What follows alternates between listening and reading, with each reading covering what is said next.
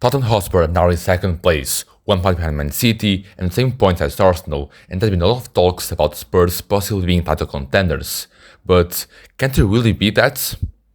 First, the work that Ange has been doing at Spurs is just incredible, and you can see that by comparing the numbers from last season to the numbers this season. Not only that, the player development has also been insane with him as a coach. Pedro Porro went from being a very big defensive liability to now being one of the best right backs in the league. Bissouma and Pape Sarr are a level above in performance, and Heung-min Son is a much more different player than he was last season, with him now as a striker, and his bad form seems to have been left in the past. The summer window is also very good. Losing Harry Kane was also going to be a very big blow, but Spurs signed James Maddison, who's in tremendous form and has been the heart of that team and who has really been making that team play very well as a whole. Destiny Odoji was more of a last year signing, but arrived now and is already probably one of the best young left backs of the league. Mickey Van de Ven has also been very good and has been doing a very good partnership with Christian Romero. And if you compare that to the defense that Spurs had last year, it's a very, very big difference. And if I had a lot of concerns about Vicario when he first joined, he's been a very good goalkeeper for them, and I admit I am wrong about him. However, not everything is perfect at Spurs. In the game against Liverpool, Spurs' flaws came up, and honestly, without Curtis Jones' red card, Liverpool would have dominated that game, and I think they were probably gotten away with the 3 points out of London. So Spurs could not break Liverpool's press, and they lost a lot of balls into the midfield, which put them in a lot of trouble. That also happens sometimes against Arsenal, like the Nketiah shots against Vicario.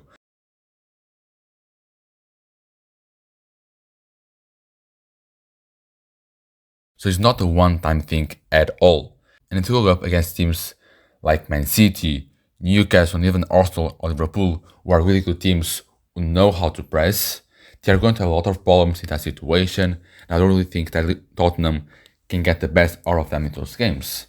Also, they struggle a lot in those defensive transitions, and that's where Tottenham actually conceded the most opportunities, especially against Liverpool. And especially that controversial disallowed goal to Luis Diaz.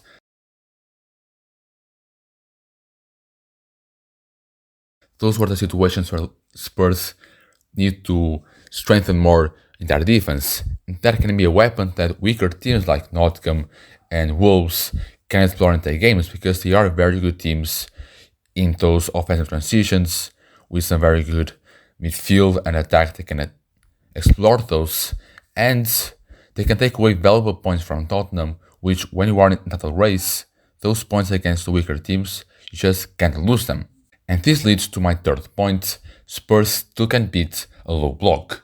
When Liverpool went down to 9 men with 2 shots red card, Liverpool defended super low with 5 defenders and 3 midfielders, and Spurs could not create nothing, and they were just swapping the ball around the midfield until they scored a lucky reflection out of Matip and won the game. And probably linked to another thing that I want to talk about, which is Spurs' need of one more X-Factor player.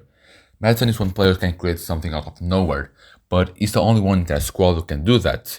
Like Heung-min Son is more of a finisher / poacher, not as a striker. Richarlison and Kulusevski still can't do that in the winger position, so they got some work to do in January. They need to bring that one more X-Factor, someone who can maybe dribble past 2 or 3 players. And that squad depth is also very bad. The defense don't have any really good backup center backs. You have Pape Sarr and Bissouma, but then Osberg and Oliver Skip are not good enough to be backups for teams who are going to be a title race. And even in the attack, you have Richarlison, Son, and Kulusevski, and apart from those 3, you don't really have no one to bring in the game. And I think that's going to be a lot of work that they need to do in that winter transfer window. But there are also a lot of things that plays to Spurs' favor though. No Carabao Cup and no European competitions at all are going to help Spurs so much, because we are now in a time where the congested schedule is impacting a lot of teams and a lot of managers and players spoke on it already, and that's going to help Spurs a lot. And if they have a good rhythm inside the match, those little things are going to help them a lot in those advantages. And also, they already got a lot of good results against title favorites. They got a draw against Emirates, against Arsenal, and they already got a win against Liverpool. And those two are maybe their main title contenders. I mean, putting Man City out, those are the two main rivals against them putting a title race. So I don't really see Spurs as a title contender from now. I think their floor is a top 4 team, and an absolute ceiling is making a similar run to what Arsenal did last year. Bye, have a great time.